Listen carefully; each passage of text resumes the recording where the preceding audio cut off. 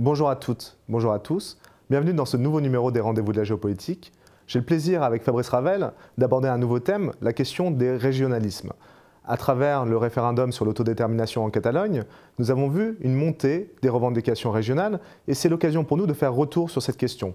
D'abord en faisant un état des lieux des situations différentes qui se présentent en Europe et ensuite en essayant de voir les causes structurelles et les causes plus immédiates qui déterminent ce mouvement régionaliste.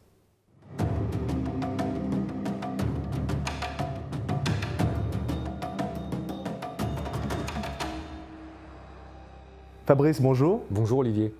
Alors comme nos étudiants ont pu le voir, la question c'est celle du régionalisme et de l'irrédentisme. Peut-être le plus important au départ, on est dans une perspective européenne, situons-le tout de suite, c'est d'expliquer les termes. Qu'est-ce que c'est que l'irrédentisme ? Absolument. Alors, c'est vrai que dans la problématique telle qu'on a souhaité la poser ensemble, on évoque l'irrédentisme ou un nouvel irrédentisme. Alors, il y a une notion historique et ensuite, il y a un terme qui, bien sûr, a pris une autre dimension au fur et à mesure de l'histoire. L'irrédentisme, c'est une notion politique qui est née à la fin du XIXe siècle, quand l'Italie aspirait à la création d'une nouvelle entité italienne ou de sa liberté. Donc, en fait, l'irrédentisme, c'était la vocation que de lier un certain nombre de territoires qui estiment avoir en commun des langues, de l'histoire et une civilisation. Or, à l'époque, le nord de l'Italie était dominé par l'Autriche-Hongrie avant 1870, et puis un certain nombre d'États italiens qui restaient indépendants les uns par rapport aux autres. Donc il y avait d'ailleurs un double mouvement, la volonté de repousser la domination austro-hongroise au nord de l'Italie et la volonté ensuite de regrouper la totalité des territoires italiens. Il y a eu une double extension en fait. Dans un premier temps, on a dit donc l'irrédentisme, au-delà de l'Italie, c'est le fait qu'il y ait un État qui cherche à se mettre en place et qui se fasse la promotion de la création d'un État national, d'une civilisation, d'une langue. Ce qui est important à souligner, c'est que ça paraît évident pour nos étudiants aujourd'hui, parce que c'est le concept classique dans lequel on baigne, notamment à travers la France, mais ce n'était pas du tout évident à la fin du 19e, au début du 20e siècle en Europe, où il y avait encore des États fédéraux, des États multifédéraux.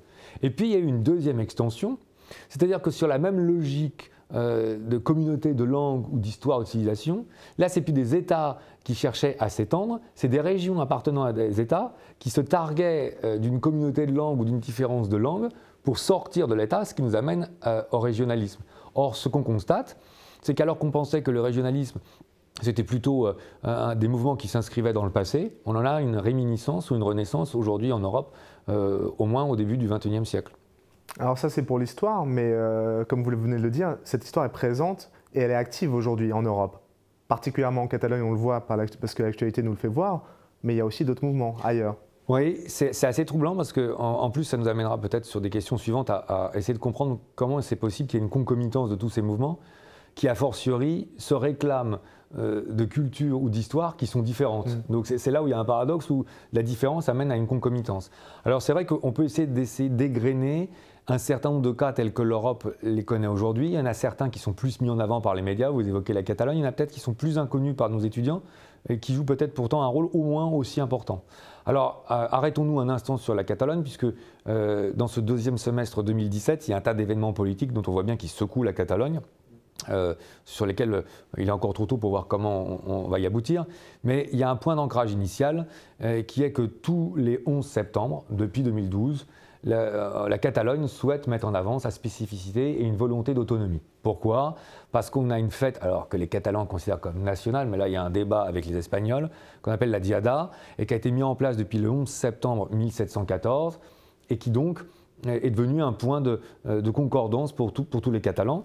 Et on voit bien que cette année, elle a pris une dimension assez particulière, puisqu'il y a l'hypothèse qui a été mise en place d'un référendum sur l'autonomie de la Catalogne. Et donc on voit bien que là, il y a un rapport de force que les Catalans cherchent à mettre en place avec l'Espagne. Ce qui est intéressant sur la Catalogne, si vous me permettez de m'y arrêter un instant, c'est la dimension historique. Ça, c'est ce qu'on vient d'évoquer. Il y a une dimension clairement économique sur laquelle on reviendra peut-être tout à l'heure, mais il y a une dimension politique. Et celle-là, elle me paraît très importante à rappeler, parce que d'ailleurs, c'est une dimension qu'on retrouve y compris dans le football avec le FC Barcelone et Real Madrid. On a beaucoup d'étudiants qui suivent le football. Je me demande si parfois ils subodorent toujours les arrière-pensées politiques. Le classico, comme on l'explique en Espagne, c'est vraiment un conflit politique Parce qu'il faut rappeler qu'il y a eu la guerre d'Espagne le 18 juillet 1936. Pourquoi le 18 juillet? Puisque c'est Franco qui fait un coup d'État. Il lance un appel à la radio, Arriba España. Alors ça veut dire, c'est difficilement traduisible d'ailleurs, parce que ça veut dire l'Espagne arrive, mais ça veut dire paradoxalement, c'est le retour de l'Espagne éternelle. Donc là, on est dans une démarche assez classique dans les années 30. Or, cette guerre d'Espagne va durer 3 ans. Elle va faire plus d'1 million de morts et surtout, elle va avoir des conséquences très profondes sur la Catalogne. Moi, j'incite nos étudiants à, le cas échéant, voir un livre sur la guerre d'Espagne qui est considéré comme un des meilleurs, qui a été écrit par Hugh Thomas, une première fois en 1961. Maintenant, on est sur une version définitive dans la collection bouquins. Et il y a le chapitre 49 qui traite de l'exode catalan, parce qu'à la fin de la guerre, les Catalans qui étaient plutôt dans le camp républicain, pour dire comment les choses, ont été obligés de partir en masse face au franquisme.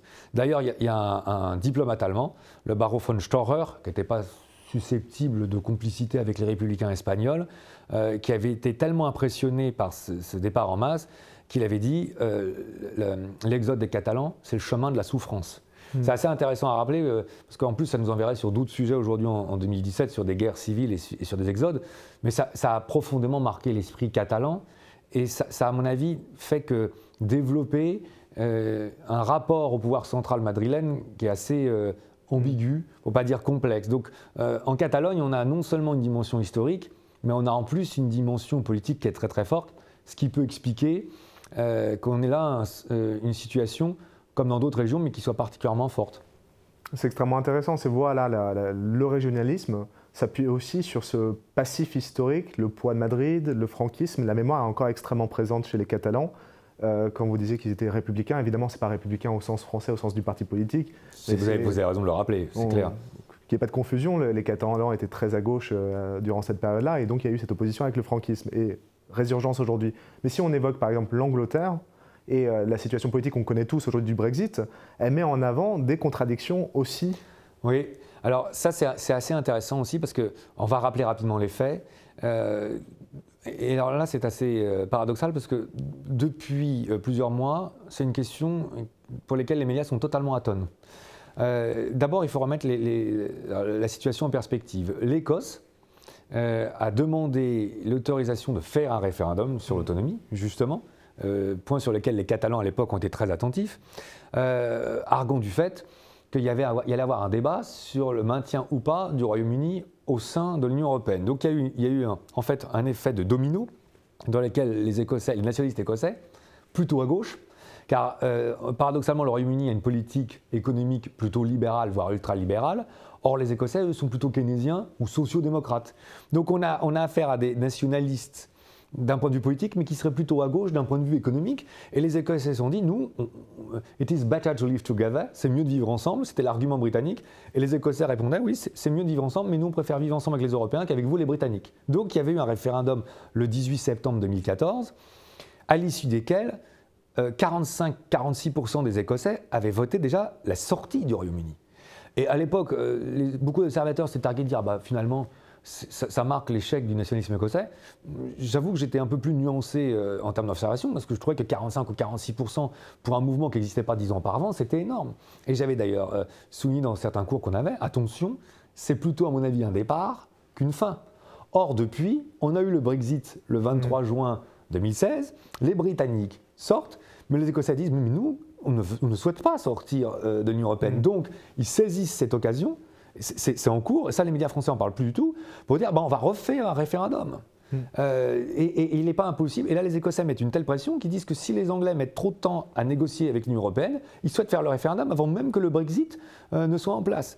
Et puis, il y a un autre aspect qui est intéressant, qui a été totalement mis de côté, c'est qu'il y avait le phénomène écossais, mais il y a un phénomène qui est beaucoup plus important dans les îles britanniques, c'est le phénomène irlandais. Alors là, je renvoie en termes de culture générale nos étudiants vers le groupe U2, parce que la chanson Bloody Sunday est bien connue, on tirait sur les gens à la sortie de l'église. Enfin, on croit souvent que le fait que les enfants jettent des pierres a été créé en Palestine avec l'intifada, mais en réalité, ça a été créé par les jeunes à Belfast. Enfin, c'est très très tendu, les tensions entre protestants et catholiques. Or, si le Royaume-Uni confirme sa sortie de l'Union européenne, on a sur l'île irlandaise une république irlandaise qui resterait dans l'Union européenne et l'Irlande du Nord qui serait membre du Royaume-Uni qui sortirait de l'Union européenne. Donc il faudrait recréer de facto une ligne géographique avec des frontières ce qui va réattiser des haines avec l'IRA, enfin, qui était un mouvement alors, de résistance ou terroriste, suivant quel côté on se plaçait, qui mettait des bombes dans les années 80. Et ça va poser un problème parce qu'en plus, la première ministre britannique, Theresa May, a voulu renforcer son pouvoir avec des élections anticipées le 8 juin 2016. Or, 2017, pardon, elle a perdu les élections. Et maintenant, elle est obligée de faire un gouvernement de coalition avec des nationalistes irlandais. Donc là, on a envie de dire, ça c'est marrant parce que c'est un sujet dont on parle très peu, mais il y en a d'autres, hein, on va y venir, et qui est au moins aussi tendu que la Catalogne, sur des raisons sur lesquelles on verra d'ailleurs qu'il y a un certain nombre de points identiques. Et puis, il y a la Lombardie-Vénétie, au nord de l'Italie. La Lombardie-Vénétie, en fait, ce qui est assez intéressant, c'est que avec la Ligue du Nord ou la Ligue lombarde, depuis 15 à 20 ans, peut-être un peu moins, émet l'idée, elle aussi, d'être autonome. Mais alors, ce qui est assez intéressant, c'est qu'elle veut donc faire une sorte de pannonie, qui est un terme, en fait, qui n'a jamais existé, donc de créer un État. Donc, en fait, il y a une sorte de paradoxe où on devrait revenir à une région... L'État, pardon, s'appellerait la Pannonie. C'est ça, qui est un État qui n'a jamais existé. Donc, en fait, on fantasme sur une histoire pour revenir à l'indépendance, sur, paradoxalement, un État qui n'a jamais existé. Et donc, ce qui est quand même pas l'un des moindres des paradoxes, et on voit bien, on va y revenir, que là, c'est plus des questions économiques, par contre, avec des différences très marquées entre le nord de l'Italie et le sud de l'Italie, qui expliquent une sorte d'irrédentisme, puisque là, il faut reprendre le terme italien qui s'impose doublement. Alors maintenant, je vous propose d'aller au cœur de l'Europe, du côté de la Belgique, hein, Bruxelles étant la capitale européenne, et une opposition que nous connaissons bien, c'est l'opposition entre les Wallons et les Flamands. Les Français le connaissent un peu ces situations, mais en général, quand ils se penchent plus sur ces questions-là, ils sont très surpris par l'intensité du rapport de force qui se pose. Ce qui est assez intéressant en Belgique, c'est que, alors d'abord c'est un pays fédéral, dans lequel en réalité, je ne veux même pas trop rentrer dans la complexité, parce qu'il y a à la fois des communautés linguistiques et des régions. Il y a des régions autonomes avec principalement donc, la Wallonie qui serait francophone et la Flandre qui serait néerlandophone. Il y a Bruxelles qui a un statut autonome. Donc je rappelle que d'ailleurs en Belgique, il y a quand même 3 ministres des Sports, ce qui fait beaucoup parfois par rapport au nombre de médaillés qu'a le pays, donc ça c'est une boutade. Mais parfois, ce qui est difficile à comprendre pour les Français, c'est que les néerlandophones ou flamands, c'est 60% de la population. Et si m'autorisez une comparaison que je fais souvent en cours, parce que les Français me disent « Ah, mais c'est vos Bretons ou vos Corses ». Oui, sauf qu'ils font 60% de la population. Donc c'est pas du tout, on n'est pas du tout dans la même logique. Je veux dire, là, on a une population qui est majoritaire et qui revendique le droit de parler sa langue. Ce qui est assez intéressant en Flandre d'ailleurs, enfin la Belgique est un État qui a poussé le fédéralisme à l'extrême. C'est-à-dire que là, l'étape suivante ne pourrait plus être que l'indépendance. Tellement déjà, on a 2 régions totalement autonomes, y compris en termes de gestion parfois assez compliquée, ce qui peut expliquer un certain nombre de désagréments de police, d'armée ou de situations politiques. Il faut savoir que Bart de Wever et le parti en réalité qui dirige fait aux alentours de 30% sur les élections, ce qui n'est pas rien, que Bart de Wever est maire de la 2e ville la plus importante de Belgique, Anvers, et que clairement pour certains indépendantistes flamands, il s'agit de créer une république flamande qui remplacerait la monarchie belge qui pour eux n'a pas de raison d'être parce qu'elle conjugue 2 régions qui finalement sont totalement différentes. Donc là vous avez raison de souligner que c'est aussi un exemple qui peut-être paradoxalement est le moins connu des 3 qu'on a évoqués en France, alors que c'est le pays avec lequel on a le plus d'attaches et qui est le plus proche, puisqu'il est à 280 km de Paris, et que d'ailleurs la Belgique est plus proche de Paris que Lyon. Et souvent on a tendance à oublier qu'on a des enseignements qui sont très proches. Donc finalement, on a la Catalogne, on a l'Écosse, l'Irlande, la Flandre, la Lombardie-Vénétie, et puis on pourrait faire un dernier clin d'œil. Lors des élections législatives en France en juin 2017, je trouve que les médias français ont peu insisté sur ce point. Sur les 4 élus corses, il y en a quand même 3 qui sont nationalistes, et c'est une première dans l'histoire de France. Donc on voit bien que ces tendances qui travaillent les États nationaux, elles existent partout, peut-être y compris en France d'ailleurs.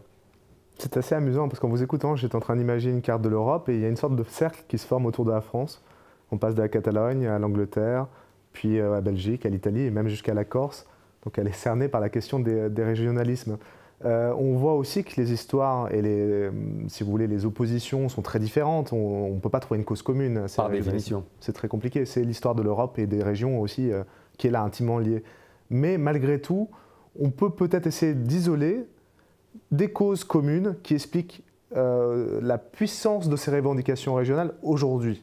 Mais c'est des causes immédiates. C'est juste, et là ça nous ancre beaucoup plus dans la dynamique contemporaine, voire même nous projette à l'avenir. Et alors peut-être ça va être un peu étonnant, mais souvent, pour dire comment les choses, c'est les mouvements tels qu'ils sont mis en place et qu'on évoque, se targuent ou se drapent de démarches nobles et de volonté que de redonner une liberté ou une indépendance à certaines langues ou certaines cultures qui seraient pas respectées comme elles devraient l'être de par leur histoire. Le point qu'on a en commun, et c'est assez intéressant parce que quand on observe les démarches dans chacun de ces pays, on se rend compte que très rapidement on arrive à une dimension économique, et là c'est moins avouable ou moins séduisant, a surtout une sorte de... la crise économique est un facteur commun à l'ensemble des démarches régionales, en ce sens où si on regarde tous ces pays, peut-être à l'exception de l'Écosse, mais c'est très vrai pour la Lombardie, c'est très vrai pour la Catalogne et c'est très vrai pour la Flandre, c'est des régions qui sont économiquement en meilleure santé, ou qui ont des meilleurs résultats que globalement les autres régions du pays auxquelles elles appartiennent. Donc en fait, le discours qu'on donne beaucoup à ces populations, c'est de dire, d'ailleurs c'est intéressant, il y a toujours deux statistiques qui sont mises en évidence, c'est la croissance, et on dit aux Catalans qu'ils ont une meilleure croissance que les Espagnols en général, et que donc on dit, est-ce que vous trouvez légitime de payer pour les Espagnols ce que vous gagnez plus? On dit aux Flamands, est-ce que vous trouvez légitime de payer aux Wallons, aux autres Belges, ce que vous gagnez plus? Et on dit aux Lombards, aux Vénitiens, est-ce que vous trouvez légitime que vous payiez? On voit bien que là, tout d'un coup, c'est beaucoup moins noble, et que là, il y a en fait une dégradation de la solidarité ou une perte de repère par rapport à la solidarité. En gros, clairement, on dit, mais attendez, nous, ça, c'est notre argent, c'est nos bénéfices. Il n'y a pas de raison que d'autres ne fassent pas les efforts, avec en plus, bien sûr, toujours les sous-entendus, où si les autres n'ont pas les mêmes résultats, c'est forcément parce qu'il y a une implication dans le travail ou une volonté d'être moins ardent dans le travail. Enfin, il y a des sous-entendus qui sont, suivant les régions, plus ou moins fortes, mais qu'on ressent de façon permanente. Alors, on pourrait d'ailleurs faire remarquer que si on commence à rentrer dans ce cercle vicieux, on peut dire qu'il y a une région qui a plus d'argent que d'autres, mais enfin à l'intérieur de la région, après on peut commencer aussi à faire une dichotomie sur les villes qui seraient les plus performantes, puis après, c'est sans fin, c'est une logique économique qui est assez inquiétante. Et puis il y a toujours un deuxième paramètre qu'on met en avant, c'est bien sûr le taux de chômage. Et là, c'est pareil, on dit, bah oui, mais nous, on a un taux de chômage qui est beaucoup moins important, et donc c'est pas normal que ce soit nous qui payons les chômeurs des autres régions. Donc là, on voit bien qu'en fait, il y a un paradigme identique sur la crise économique, et que c'est moins louable, moins noble, mais que c'est sous-jacent à tous les discours, quelle que soit la réalité historique.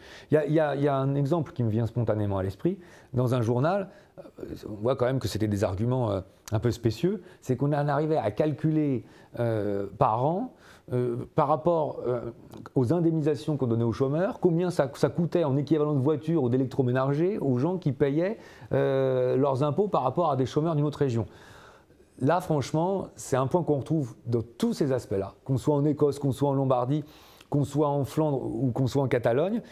Et c'est vrai que ça remet peut-être un peu à leur place ces mouvements-là, qui peuvent paraître spontanément séduisants et qui parfois s'articulent sur des logiques qui sont un peu plus restrictives, pour pas dire un peu plus égoïstes.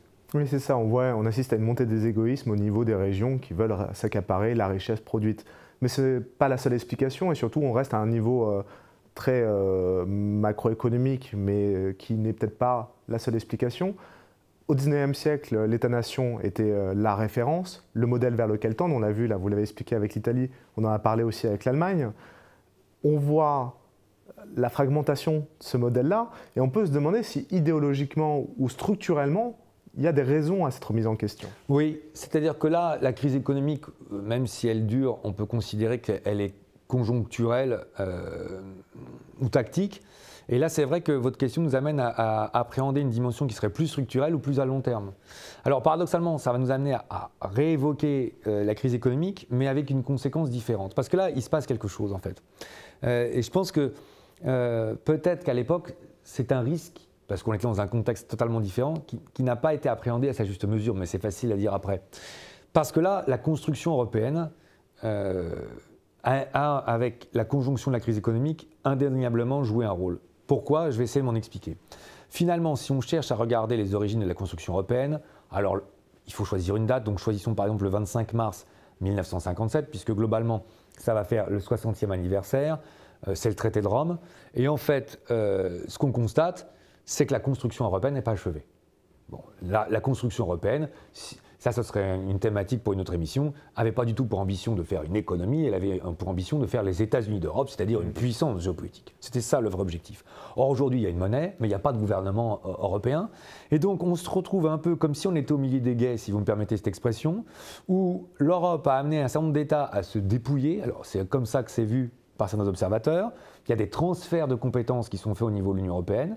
Donc, on a des États qui ont l'air moins puissants. Mais ces États ne sont pas remplacés par un État européen qui n'existe toujours pas. Ouais. Donc, y avait des États qui ne sont plus là, et dont paradoxalement, on a d'autant plus besoin qu'on se retrouve confronté à une crise économique et qu'on aurait besoin d'être plus assisté dans un certain nombre de cas. Donc, en fait, ce qui se passe, c'est un double mouvement paradoxal, c'est que beaucoup de ces populations en viennent au régionalisme. D'abord parce que c'est plus facile d'identifier l'autorité d'une région qui est proche que l'autorité de l'Europe qui paraît si loin, et surtout que, quel que soit le positionnement idéologique qu'on prend par rapport à l'Europe, on est bien obligé de constater qu'elle n'a pas achevé sa construction. Et là où ça devient doublement intéressant, à mon sens, c'est qu'il y a crise économique, mais qu'en plus, il y a mondialisation.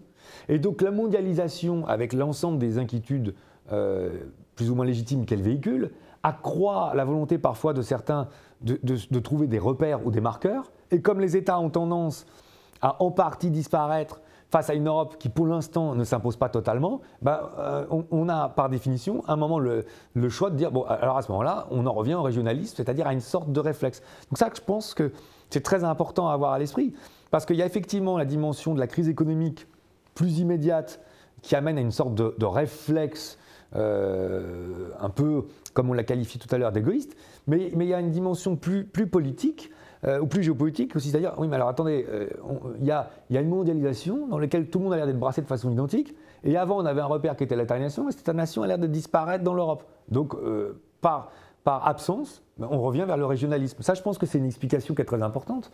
C'est extrêmement intéressant parce que ce qui manque en fait, finalement, c'est de l'oubli de la question géopolitique, que les régions peuvent s'imposer, en ayant parfois des liens assez ambivalents ou ambigus avec Bruxelles, qui peut aussi encourager ce mouvement-là.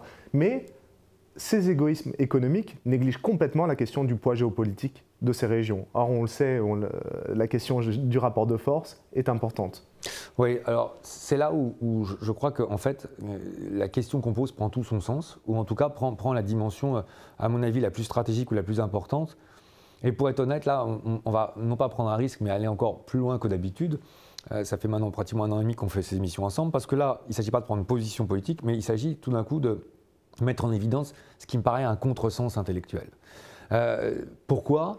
Parce que là, j'invite nos étudiants à revoir la première émission qu'on a faite l'année dernière. C'était la fin de l'histoire, qui a été mise en ligne le 20 septembre 2016 et qui avait pour propos d'expliquer comment fonctionnaient les relations internationales et la géopolitique. Or, ça peut paraître dans un premier temps décalé, mais le sens de cette émission qu'on avait mis en place, cette séance, c'était de dire, voilà, le rapport de force reste prédominant aujourd'hui au XXIe siècle, et la paix d'ailleurs n'est obtenue que si on a un équilibre dans le rapport de force. Donc encore une fois, j'invite vraiment nos apprentis ou nos étudiants à aller revoir cette émission, parce qu'on verra, qu'on réexpliquera à travers Paul Kennedy, Huntington, Fukuyama, le soft power on ice, enfin les différentes évolutions. Si on admet, et on est bien obligé de le constater aujourd'hui avec le nombre de conflits qu'il y a, qu'on est toujours dans un rapport de force, là où la question du régionalisme devient intéressante, c'est que si on reprend l'exemple de la Catalogne, mais l'Espagne aujourd'hui par exemple, ou la Belgique, que pèse-t-elle dans la réalité du rapport de force dans le monde ?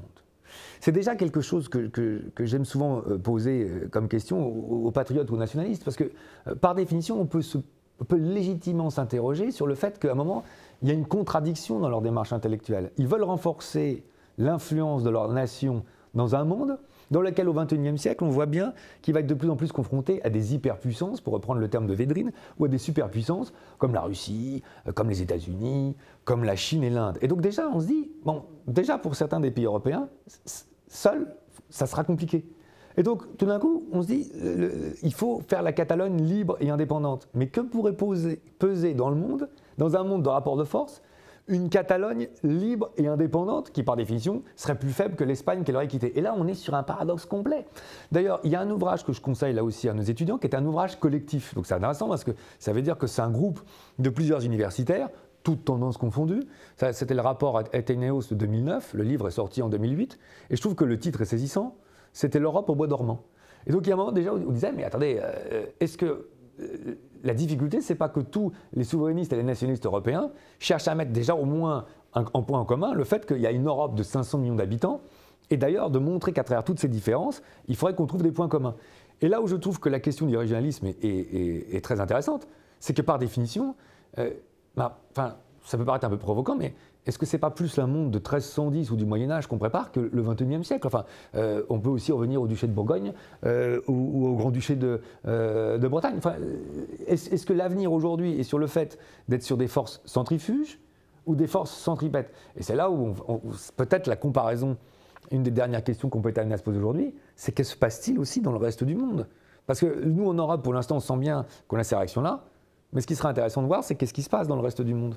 Oui, parce que si on suit l'actualité, on a l'impression qu'il y a des mouvements indépendantistes, séparatistes un peu partout dans le monde. Donc on incrimine, dans ce qu'on vient de dire, on incrimine, c'est une façon de parler bien sûr, c'est un peu exagéré, l'Europe et la faiblesse de l'Europe dans cette montée des régionalismes. Mais est-ce qu'on ne peut pas avoir la même chose, le même mouvement dans le monde? Alors, on a le même mouvement qui amène à une solution radicalement contraire. Ça c'est toujours des aspects qui sont intéressants en géopolitique parce que des questions identiques sont posées dans des contextes différents, on arrive à des solutions contraires. Parce que justement, de par la crise économique d'une part et de par la mondialisation d'autre part, on a une montée là aussi de la démarche identitaire, appelons ça ainsi au sens large si vous voulez bien, qu'elle soit régionale, nationale, etc.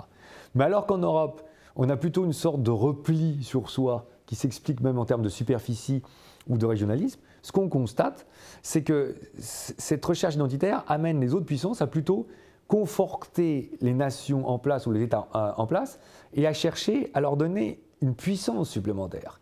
Je pense que c'est l'une des raisons, ça aussi c'est un sujet qu'on avait traité, qui explique la vision positive que le peuple russe a envers Poutine et qui est trop sous-estimée en Occident. La Chine aujourd'hui a beau officiellement être d'idéologie communiste, elle est dans une dimension, on voit bien dans ces médias, dans lesquels il y a une phraseologie ou une terminologie très nationaliste. Il y a une fierté américaine. Donc le paradoxe, c'est qu'aujourd'hui, il y a des mêmes causes, mais qui amènent en réalité à une solution différente, c'est-à-dire que c'est des puissances qui sont plutôt en train de se renforcer. Aujourd'hui, ça c'est un paramètre qu'on pourrait évoquer, la Chine a doublé ses dépenses militaires depuis 10 ans.